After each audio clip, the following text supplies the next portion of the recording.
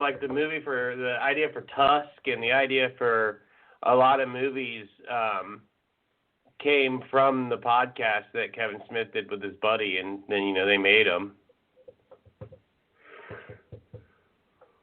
I want to do a movie where there's two friends, and one of the friends is like a shut-in agoraphobia, and then the other friend like goes over and jacks his nipples off on his face while he's fucking like strapped to the bed.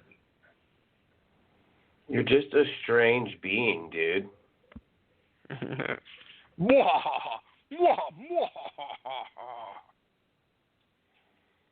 I think one day your fate is to just die in a maximum level security prison. Like fucking Hannibal Lecter and shit. Like I'll just be something fucking like that.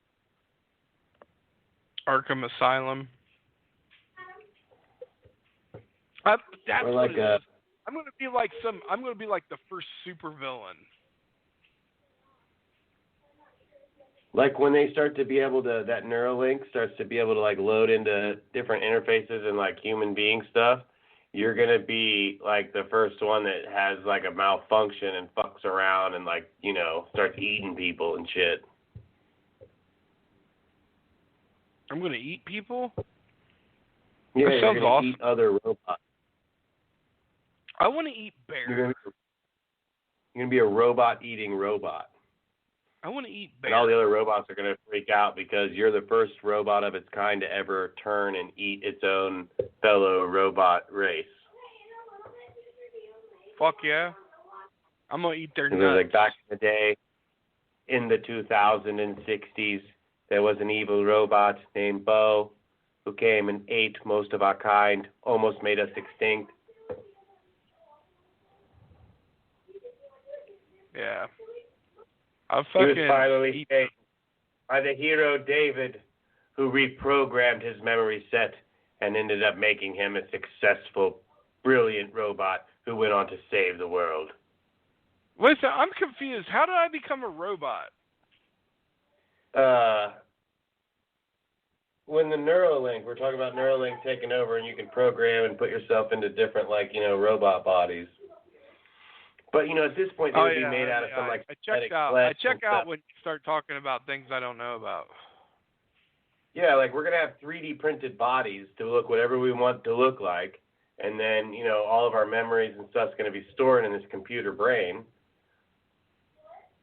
And you can just keep upgrading to a new model, and you get live software updates. And so that's what they're saying, that 5G is so dangerous, like what we were talking about. But eventually, it won't harm us because we'll be mostly biotic, like our brains will be, our lungs will be, our skin won't be real skin, like it won't be real liquid in our eyes and like lungs and heart. It'll be like this synthetic, created thing that needs to cool down the processors and stuff of your bodysuit.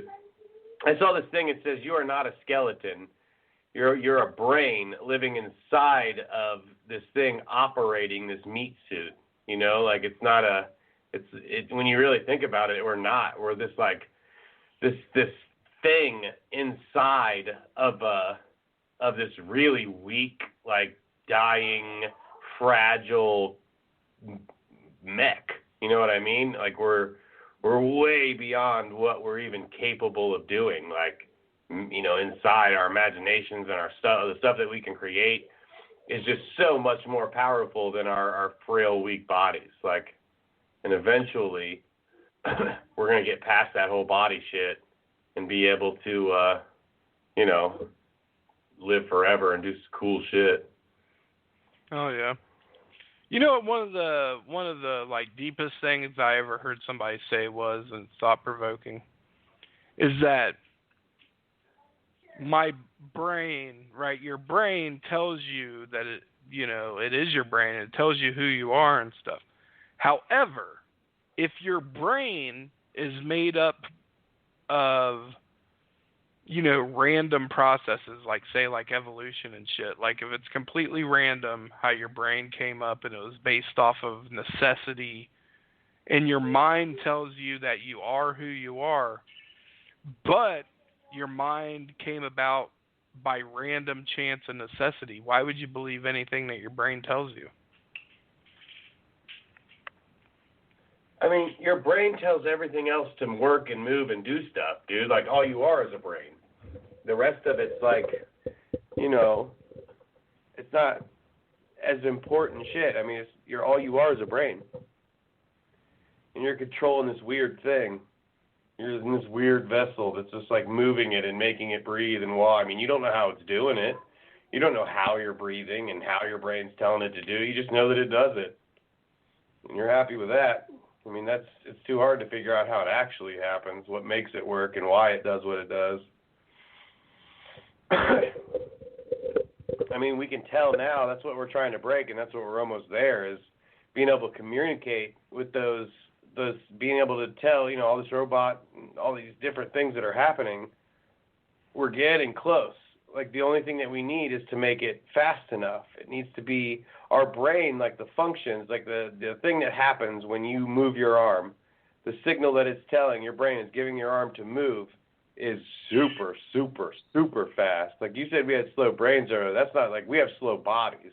We have incredible fucking brains. It can't move as fast. Yeah. And right. I we just do think have that quick brains.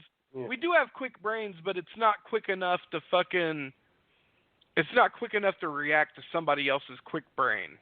You know what I'm saying?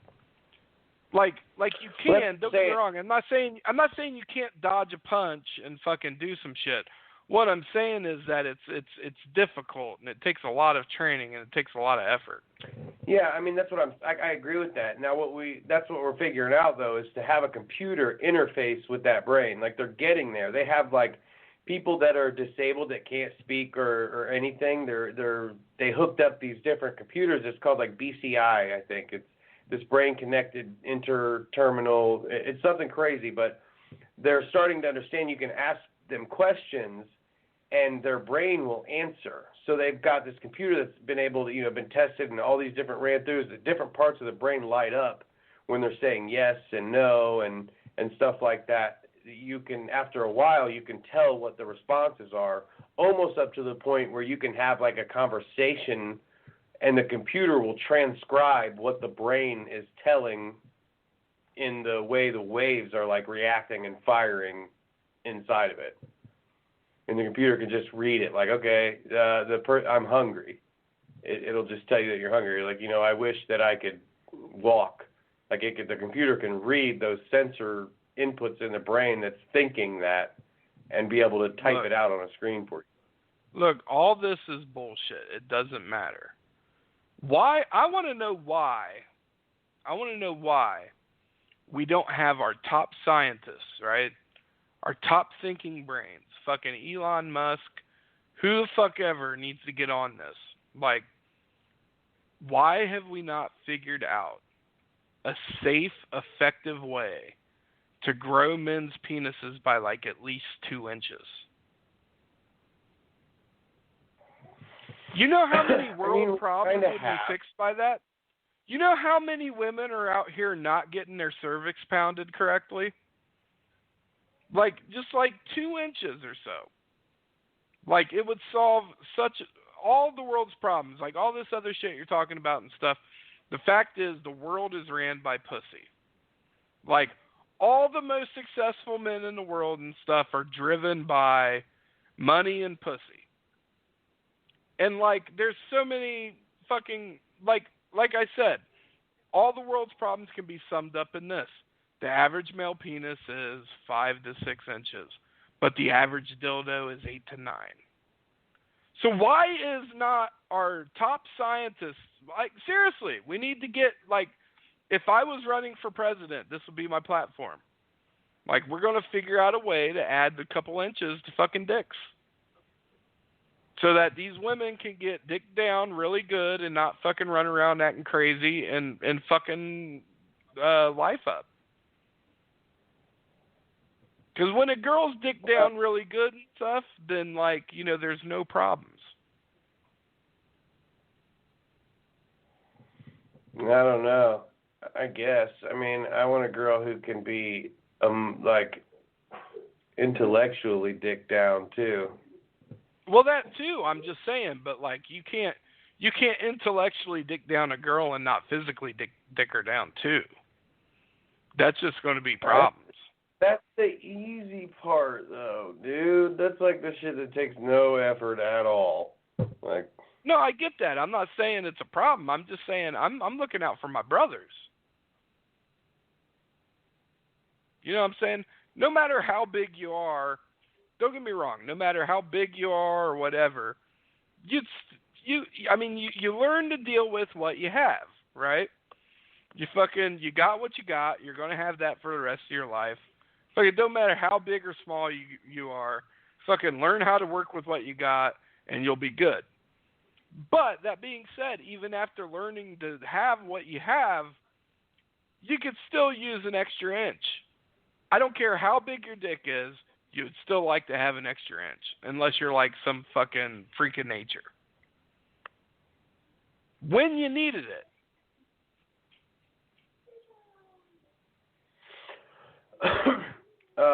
Yeah, I mean, I don't care, really. I'm just saying. I think there's so many men in the world that like they had like an extra 1 or 2 inches, man. They'd like fucking invent the cure to cancer. Or we could make people stop thinking that that's the important shit, dude, and that it matters. You know, we change the thought process around it, and they can invent cancer without getting 2 inches of more dick. Well, no, I mean, I think that's the problem. We need to shift our focus. We put all this money and all this funding and all this donation dollars. You know, people have got their pink ribbons, you know, to fucking fight off breast cancer or find a cure. Like, if you could find a way to add 2 inches of dick to every man in the world, if they so chose, free health care too. Bernie Sanders, fucking run on this shit, man. Fucking every male gets a free 1 to 2 inches. And like, we're gonna fucking, once that happens, like all the world's problems are fixed. I'm telling you. Or all of your problems fixed. Not my problems. I'm just saying everybody's problems. Look, some say I'm a dreamer, but I'm not the only one. Are those song lyrics? Yeah. You never listen to the Beatles? I mean, Dave, we got 60 seconds left. What do Oh. you want to leave the people with, Dave? I just want to thank anyone that tuned in. I appreciate it. You know, everybody talks, you know, about doing stuff and wanting to get involved and what they think you should do and how important it would be and how they think you'd be successful. You know, if you think so and you're interested in it, you know, share the links, call in, get involved. You know, gonna keep making them, so you're gonna have to start listening, and get, you know, have fun, enjoy your Friday. Hell yeah, people. This was another successful episode of the Dapper Baboon podcast and call-in show with no callers. But thank you for tuning in, and we will catch you next week at 10. Peace.